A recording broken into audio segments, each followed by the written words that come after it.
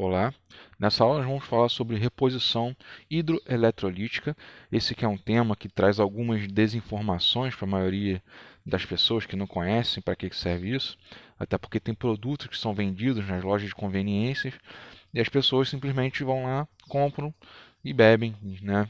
E não sabem para que serve aquilo. Então aqui a gente vai esclarecer algumas coisas, né, entre outros conhecimentos. Então vamos começar entendendo a palavra hidroeletrolítica. Então, hidro vem de água, né, da composição química H2O, então a gente não precisa explicar exatamente o que é. E eletrolítica vem de eletrólitos, esses que são sais e minerais necessários para o funcionamento do nosso corpo, e a gente pode encontrar isso em bebidas como Gatorade ou I9, né, e ele tem algumas funções ali, cada um desses tem uma função diferente para o funcionamento do seu organismo. Então, quais são os principais eletrólitos encontrados nessas bebidas? Então, a gente tem sódio, potássio, cloreto, bicarbonato, magnésio, fósforo e cálcio. Tá? Agora a gente vai falar sobre cada um desses e suas funções. Então, começando pelo sódio, ele atua no equilíbrio ácido-base, equilíbrio de água no organismo, contração muscular, impulsos nervosos e ritmo cardíaco. Ou seja, ele basicamente ajuda na hora da contração muscular. Então, a gente teve em outras aulas aí falando sobre o músculo, como acontece o movimento, e o sódio ele atua basicamente na hora da contração. O outro é o potássio. Ele é crucial para a função cardíaca e desempenha um papel fundamental na contração do músculo esquelético, o que beneficia uma digestão normal e função muscular. Então, ele atua junto com o sódio na contração muscular, né? E a gente vai focar aqui na parte de atletas. Então, o sódio e o potássio eles trabalham em conjunto para poder fazer a contração e o relaxamento do músculo, né? Para ele atuar de forma perfeita, né? Ele ser recrutado na hora que precisar e da forma que você precisar. Temos também o cloreto, ele que regula os fluidos corpóreos, né, como distribuição de água no organismo e mantém a pressão osmótica do plasma e neutralidade elétrica. Ou seja, ele ajuda na transição dos eletrólitos entre as células, né, e a parte entre o interior das células e a parte externa das células. Isso porque, como ele ajuda na distribuição de água, a água ela faz esse transporte desses eletrólitos. Temos o bicarbonato, ele que ajuda na filtração do sangue, aumentando a imunidade. Ou seja, ele ajuda a retirar os resíduos que não estão sendo usados, né, ou que estão em excesso, ou que pode trazer algum problema no organismo. Então, ele basicamente ajuda na eliminação, seja pela urina, né, pelas fezes e pelo suor. Outro também é o magnésio.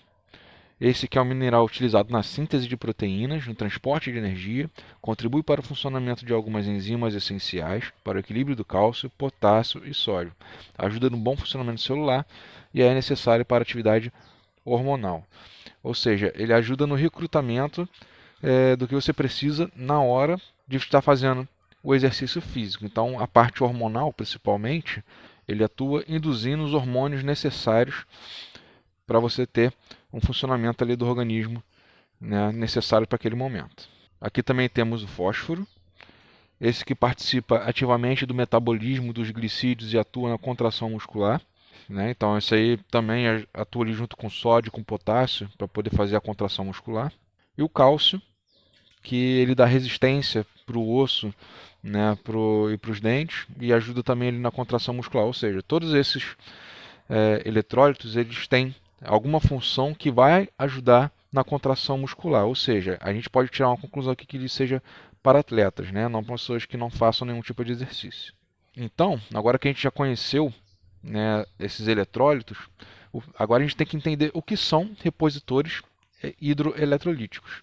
É uma reposição de água e eletrólitos necessários para o bom funcionamento do organismo, perdidos pelo suor, urina e outros meios de saída dos fluidos corporais. Isso acontece porque se você estiver fazendo exercício físico, você vai suar muito, né? Se você estiver bebendo álcool, essas coisas, você vai eliminar muitos eletrólitos pela urina, né? E você tem várias formas de eliminar esses eletrólitos. Então, quando você faz algum tipo de exercício físico, você perde muito mais, né, daquilo que você perderia normalmente. Então, para você ter uma reposição rápida desses eletrólitos, você bebe líquidos que têm esses eletrólitos dentro do líquido e você vai repor tudo aquilo que você perdeu de uma forma mais rápida. E por que que isso é importante? Bom, a gente tem duas maneiras de pensar. Um é para promover a saúde, já que você está perdendo muito desses eletrólitos, né? Então você tem que repor isso para o seu organismo funcionar normalmente. E também para um desempenho esportivo. Então, se você tem eletrólitos ali em falta, você bebe um repositor desse e você vai ter condições de competir com um desempenho maior. Obviamente, os dois métodos trazem uma segurança para o seu corpo funcionar de forma adequada. Nesse caso, quem são as pessoas que devem usar esses repositores hidroeletrolíticos? Na verdade, não é para pessoa comum, né, que não faz nenhum tipo de exercício, não sua muito.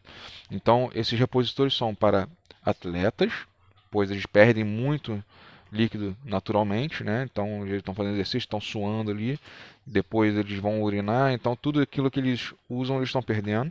E pessoas com déficit de nutrientes. Então, isso aí são pessoas que têm algum problema no organismo, mesmo que elas não façam exercício físico, mas elas têm algum déficit de um desses nutrientes, e esses repositores hidroeletrolíticos ajudam na manutenção desses eletrólitos no corpo. E aí a gente tem que entender o seguinte, que esse líquido com esses eletrólitos, ele tem muitos perigos. Por quê? Porque se você tiver excesso desses eletrólitos, o seu organismo ele vai ter que expelir de alguma forma, seja pela urina, né, ou pelas fezes ou pelo vômito. Ele vai fazer com que você perca esses eletrólitos. E se você tem excesso, também pode trazer o mau funcionamento dos órgãos, né? E a gente pode ver, por exemplo, o sistema renal. Se você tiver muitos eletrólitos que saem para o sistema renal sem necessidade, ali começa a criar cristais, né? Esses cristais viram cálculo renal, eles viram literalmente pedras, né? Grandes pedras, que isso impede que você filtre o sangue e chega um momento que você não consegue urinar de forma correta, né? Você está urinando sangue e está sentindo uma dor absurda. Por quê? Porque você usou repositores hidroeletrolíticos de forma errada.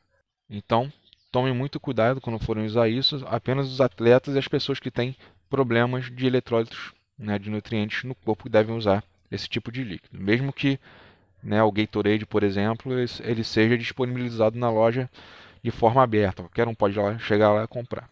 Então, para você que vai começar exercícios físicos, aqui vão algumas recomendações.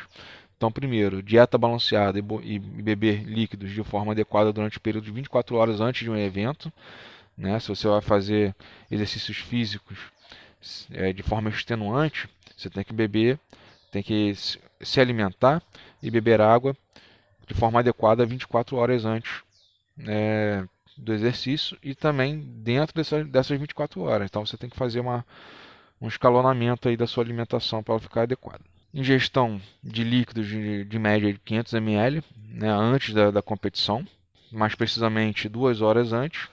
Isso porque você vai fazer com que o seu organismo trabalhe de forma superior ao que ela está trabalhando antes. E isso vai preparar seu corpo para fazer o exercício. Beber água durante o exercício também é importante. Obviamente não é para beber 1 litro de água, você vai beber pequenas porções de água de forma a repor o suor que você perde, né? Consequentemente, a água tem alguns eletrólitos ali, então isso vai ajudar você a se recuperar e melhorar o desempenho muscular e do organismo interno também.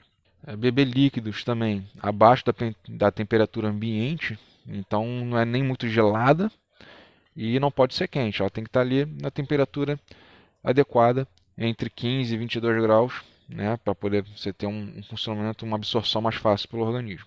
E aí a gente pode adicionar, né, alguns tipos de carboidratos e eletrólitos, né? Então a gente já pensa aí em exercícios com mais de 1 hora, que são exercícios extenuantes.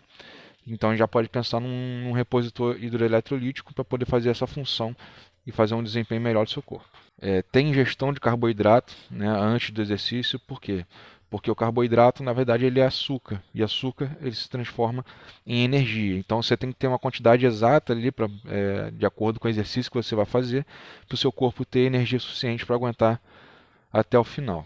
Isso, obviamente, para quem vai fazer exercícios com mais de 1 hora, exercícios extenuantes. Quem vai fazer exercícios com menos de 1 hora, essa quantidade de carboidrato ela tem que ser bem menor e, dependendo da pessoa, ela tem que ser até nula. E ainda para exercícios que durem mais de 1 hora, também é bom usar o sódio, né? Isso porque ele vai ajudar ali na regulação dos eletrólitos no seu corpo. Bom, então é isso, né? Foi uma aula objetiva, curta, para a gente entender o que são os repositores hidroeletrolíticos, saber as funções de cada eletrólito e como a gente deve usar esses repositores de forma adequada. Então é isso, gente. Valeu.